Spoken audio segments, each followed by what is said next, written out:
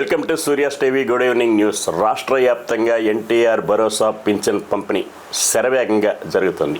మాజీ మంత్రి దేవినేని ఉమామహేశ్వరరావు తెలియజేశారు. వాళ్ళందరూ కూడా రేపు రాబోయే రోజుల్లో వాళ్ళ కుటుంబ సభ్యులకి, మహిళా సోదరులకి దగ్గర 89,785 మందికి రేపు జూన్ 12 కూటమి ప్రభుత్వం అధికారంలోకి వచ్చి సంవత్సర కాలం పూర్తవుతుంది. దాని సందర్భంగా వాళ్ళకు కూడా దగ్గర ఆ పెన్షన్లన్నీ కూడా జూన్ 12వ తారీఖున ఇవ్వడం జరుగుతుంది. ఈ విధంగా ప్రతి నెల కూడా ఈ చేసే మంచి కార్యక్రమాన్ని ఇవాళ ఇన్ని ఇబ్బందులు పడి చాలా జిల్లాల్లో వర్షాలు పడతా ఉన్నాయి, చాలా జిల్లాల్లో ఇబ్బంది ఉంది.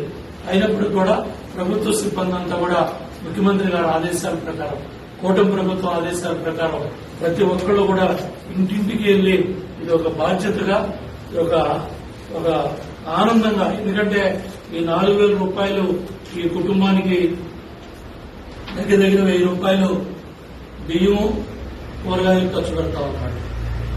1,000 రూపాయలు షుగరు, బీపీ టాబ్లెట్లు ఖర్చు పెడతా ఉన్నాడు.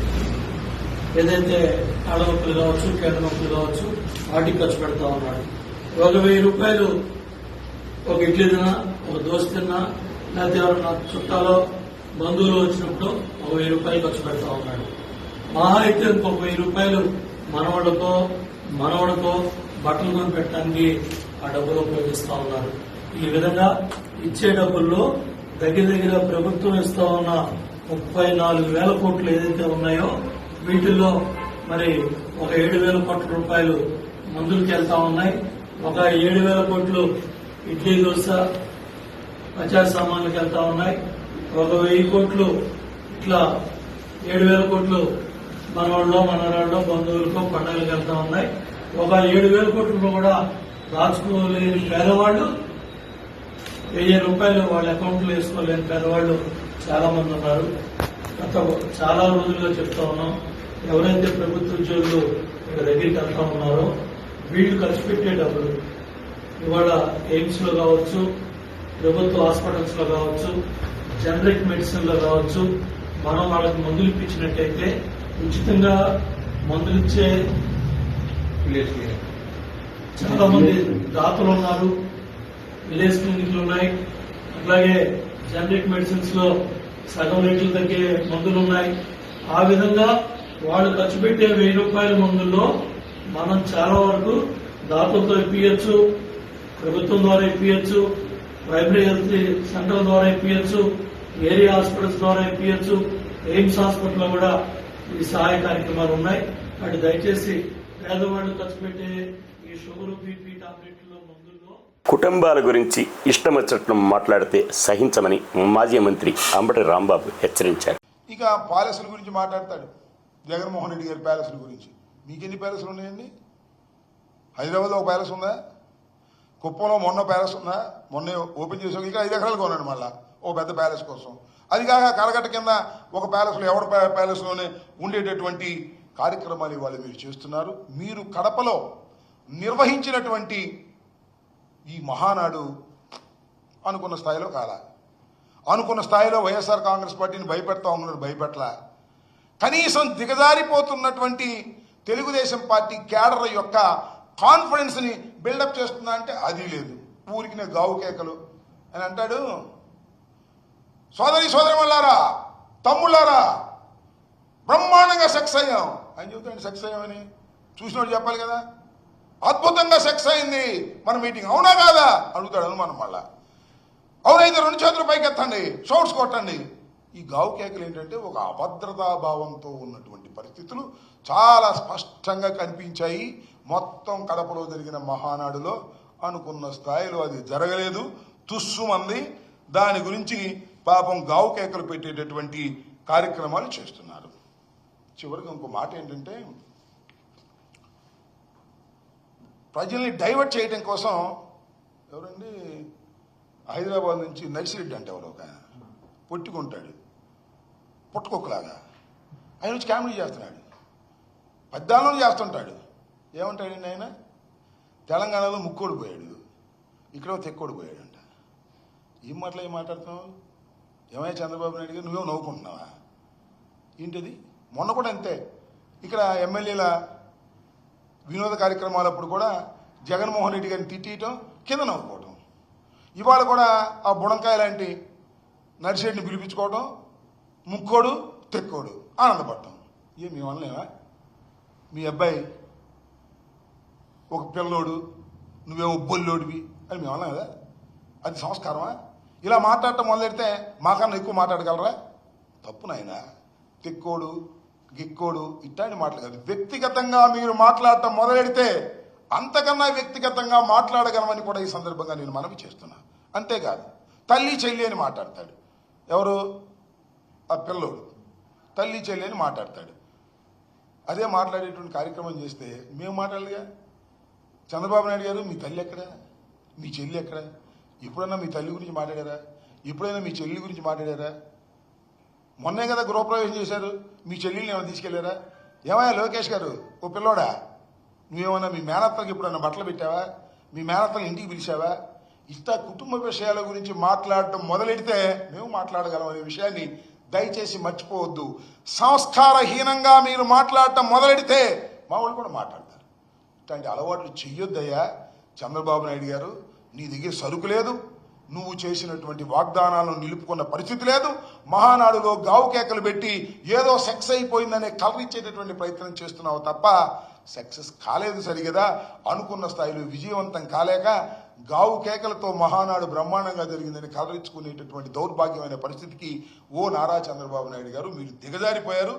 ఇది దయచేసి గుర్తుపెట్టుకోమని కూడా ఈ సందర్భంగా నేను చెప్పదలుచుకున్నాను. గాంధీనగర్ ప్రెస్ క్లబ్లో ఆంధ్రప్రదేశ్ వెలమ సంక్షేమ సంఘం విలేకరుల సమావేశం నిర్వహించింది. డాక్టర్ లగుడు గోవిందరావు, ఆంధ్రప్రదేశ్ వెలమ సంక్షేమ సంఘం రాష్ట్ర వ్యవస్థాపక అధ్యక్షులు, ఆంధ్రప్రదేశ్ వెలమ సంక్షేమ సంఘం ఆధ్వర్యంలో నేడు విజయవాడ ప్రెస్ క్లబ్ వేదిక వెలమ డిమాండ్లను పరిష్కరించాలని, వెలమ సమస్యలు ఏవైతే ఉన్నాయో ముఖ్యంగా ఆంధ్రప్రదేశ్ రాష్ట్రంలో 50 లక్షల పైబడి ఉన్నటువంటి వెలమ సామాజిక వర్గానికి ఆర్థిక, సామాజిక విభిన్న రంగాల్లో మరియు నామినేటెడ్ పోస్టుల్లో కూడా తగిన ప్రాధాన్యత రాష్ట్ర ప్రభుత్వం కల్పించాలని, ఆంధ్రప్రదేశ్ రాష్ట్రంలో వెలమ సామాజిక వర్గాన్ని బీసీడీ జాబితా నుంచి బీసీఏ జాబితాలో కూడా మార్చాలని చెప్పేసి కూడా ప్రధానంగా ఎన్నో సంవత్సరాలుగా ఉద్యమాలు చేస్తున్నాం కాబట్టి ఈ యొక్క రాష్ట్ర ప్రభుత్వం బీసీడీ నుంచి ఏలోకి మార్చాలని చెప్పేసి కూడా ప్రధానంగా డిమాండ్ చేస్తున్నాం. అదేవిధంగా ఆంధ్రప్రదేశ్ రాష్ట్రంలో వెలమ సామాజిక వర్గానికి వెలమ మహిళలకు వెలమ నేస్తం పథకాన్ని కూడా ప్రవేశపెట్టాలని, వెలమ నిరుద్యోగులకు ఉపాధి అవకాశాలు కల్పించాలని ప్రధానంగా డిమాండ్ చేస్తూ వెలమ సమస్యలు ఏవైతే ఉన్నాయో ఆ యొక్క సమస్యలను పరిష్కరించాలని చెప్పేసి ప్రధాన ధ్యేయంతో త్వరలోనే విశాఖపట్నం వేదికగా 50 లక్షల మంది జనాభాతో వెలమ గర్జన కార్యక్రమం కూడా నిర్వహిస్తున్నామని చెప్పేసి కూడా ఈ యొక్క మీడియా సమావేశంగా మేము పిలుపునిస్తున్నాం. మరి అదేవిధంగా ఈ యొక్క రాష్ట్ర ప్రభుత్వం రాష్ట్రంలో ఒక స్పీకర్గాను అయ్యన్న పాత్రుడు గారికి, అదేవిధంగా రాష్ట్ర మంత్రిగా అచ్చెన్నాయుడు గారికి, అదేవిధంగా కేంద్ర మంత్రిగా రామ్మోహన్ నాయుడు గారికి కూడా సముచిత స్థానం కల్పించినందుకు కూడా వెలమ కుటుంబ సభ్యుల తరపున ఈ యొక్క రాష్ట్ర ప్రభుత్వానికి మేము శుభాభినందనలు తెలియజేస్తున్నాం. వల్లభనేని వంశీని కూటమి ప్రభుత్వం ఉద్దేశపూర్వకంగా జైల్లో ఉంచుతుందని వైసీపీ నేత పేర్ని నాని ఆరోపించారు. గడిచిన 112-113 రోజులుగా గన్నవరం మాజీ శాసనసభ్యుడు వల్లభనేని వంశీమోహన్ గారిని ఉద్దేశ్యపూర్వకంగా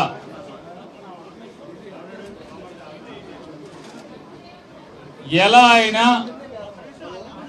వల్లభనేని వంశీ గారి మీద కక్ష తీర్చుకోవాలి, మా అధికార మదమేంటో చూపించాలి అనేటువంటి ఒక తప్పుడు ఆలోచనతో కేసుల మీద కేసులు బనాయిస్తూ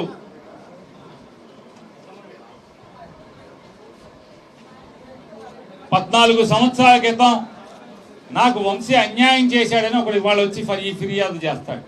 14 సంవత్సరాల క్రితం, 9 సంవత్సరాల క్రితం వంశీ నాకు అన్యాయం చేశాడని చెప్పని ఇవాళ 9 సంవత్సరాల తర్వాత ఒకడు వచ్చి ఫిర్యాదు చేశాడంట. వీళ్ళు కేసు కట్టి అరెస్ట్ చేశారు.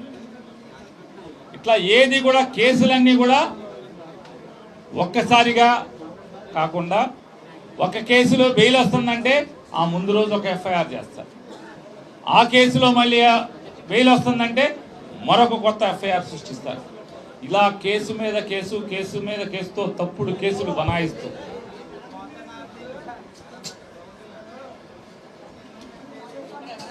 ఈ రోజుకి వైఎస్ఆర్ కాంగ్రెస్ పార్టీకి కానీ వల్లభనేని వంశీ గారికి కానీ దేవుడున్నాడు, న్యాయం ఉంది, న్యాయస్థానాల్లో ఖచ్చితంగా న్యాయం జరిగి తీరుతుందనేటువంటి ఆత్మవిశ్వాసంతోనే ఇవాళ వంశీ 110 రోజులు పైబడి ఆయన జైల్లో ఉన్నా కూడా ఒకే ఆత్మవిశ్వాసంతో ఉంటున్నాడు. ఎన్ని తప్పుడు కేసులు పెట్టుకున్నా కూడా న్యాయస్థానాల్లో ఖచ్చితంగా అంతిమంగా న్యాయం నాదే అవుతుందని చెప్పినటువంటి అచంచలమైన ఆత్మవిశ్వాసంతో ఆయన పోరాటం చేస్తున్నాడు. చివరికి వాళ్ళు దిగజారి కూటమి ప్రభుత్వం నారా చంద్రబాబు నాయుడు, నారా లోకేష్ నాయుడు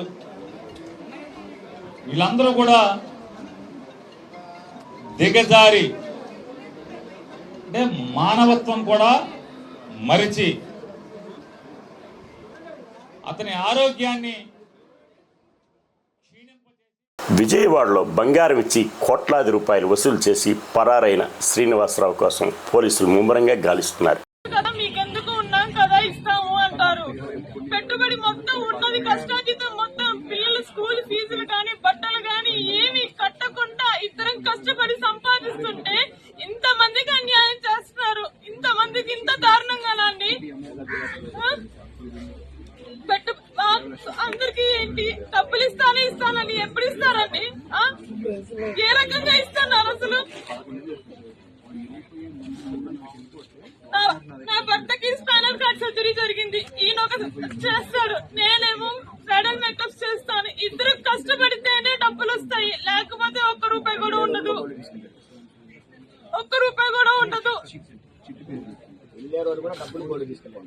ప్రతి నెల ఎల్లో రోజు దగ్గర నుంచి అన్ని డబ్బులు తీసుకెళ్తూ ఉంటుంటే వెళ్లే ముందు డబ్బులు తీసుకెళ్తున్నారు.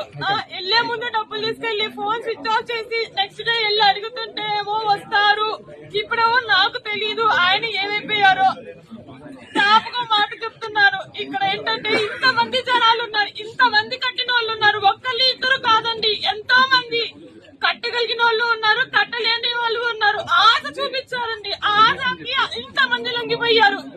ఈ ఆశ వల్ల ఎంతమంది జీవితాలు బలవుతున్నాయంటే రోడ్డు మీద పడి ఆత్మహత్య చేసుకునే దాకా ఉన్నాయండి ఈ జీవితాలు. ఇక్కడ కూటమి ప్రభుత్వం ఎన్నికల ముందు ఇచ్చిన హామీల్లో ఏడాది కాలంలో ఒక్కటి కూడా పూర్తి అమలు చేయలేదని వైసీపీ ఎన్టీఆర్ జిల్లా అధ్యక్షుడు దేవినేని అవినాష్ అన్నారు. రేపు జూన్ 4వ తారీఖున రాష్ట్ర వైఎస్ఆర్ కాంగ్రెస్ పార్టీ ఆధ్వర్యంలో రాష్ట్ర వ్యాప్తంగా జగన్మోహన్ రెడ్డి గారి నాయకత్వంలో ఏదైతే సంవత్సరం కాలం పాటు చంద్రబాబు నాయుడు కూటమి ప్రభుత్వం ఏ హామీలైతే ఎన్నికల ముందు హామీలు ఇచ్చారో ఏ ఒక్క హామీ గారు నెరవేర్చకుండా రాష్ట్ర ప్రజానికాన్ని మోసం చేశారో, వెన్నుపోటు కొట్టారో దానికి నిరసనగా వైఎస్ఆర్ కాంగ్రెస్ పార్టీ ప్రతి నియోజకవర్గంలో మా నాయకులు, మా కార్యకర్తలు ప్రజానికంతో కలిసి ప్రతి నియోజకవర్గంలో గారా నిరసన ర్యాలీ చేసి లోకల్ గా ఎవరైతే ఎంఆర్ఓ గారు ఉన్నారో లేకపోతే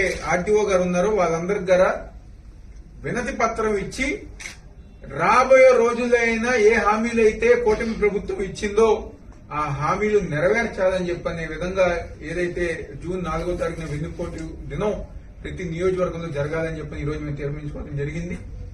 ఎందుకంటే సంవత్సరం కాలం పాటు చంద్రబాబు నాయుడు ఏదైతే ముఖ్యమంత్రిగా బాధ్యతలు చేపట్టిన దగ్గర నుంచి ఈ రోజు దగ్గర ఎలక్షన్ ముందు అనేక కార్యక్రమాలు చెప్పారు. మహిళలకి తల్లికి 100 అన్నారు, 18 ఏళ్ళు దాటగానే 1500 రూపాయలు అన్నారు, అదేవిధంగా నిరుద్యోగికి ఉద్యోగాలు అన్నారు, సూపర్ 6 పేరుతో ఆ రోజు ఓట్ల కోసం ఎన్నో మాటలు చెప్పి చంద్రబాబు నాయుడు కానివ్వండి, పవన్ కళ్యాణ్ కానివ్వండి, బీజేపీ కానివ్వండి, ప్రతి ఒక్కరి గారు ప్రజానికం మోసం చేసి ఈ రోజు ఒక్కరి గారు సూపర్ 6 గురించి మాట్లాడతారు.